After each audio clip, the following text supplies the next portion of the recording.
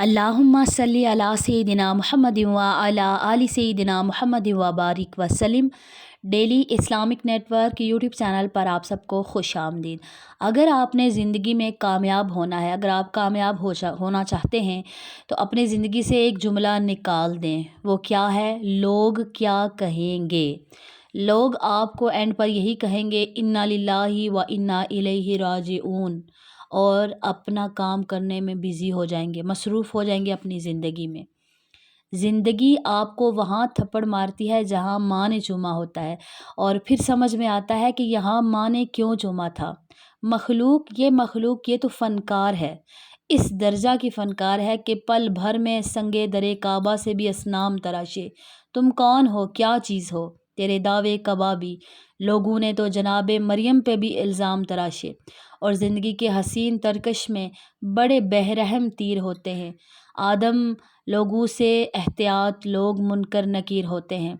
लोग बातें करेंगे आपके बारे में, आप जैसे हों, अच्छे हों, बुरे हों, लोगों ने आपके बारे में बातें करनी हैं।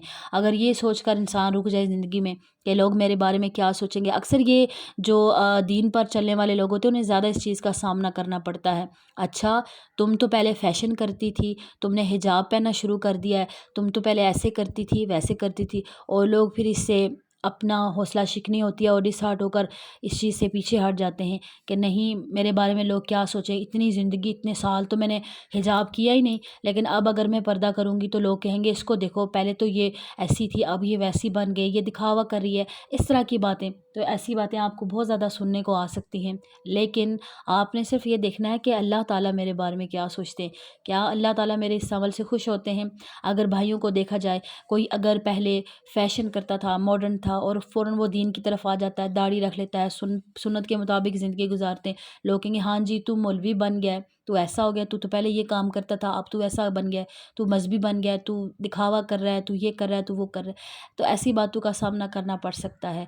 और ज़िंदगी में बहुत सारी ऐसी बातें होती हैं कि जो इंसान सुनता है, और उनका सिर्फ हल यही है कि इंसान नज़रअंदाज करे, इग्नोर मारे। इसके अलावा इसका कोई इलाज नहीं है, क्योंकि लोगों के मुंह हम नहीं बंद कर सकते।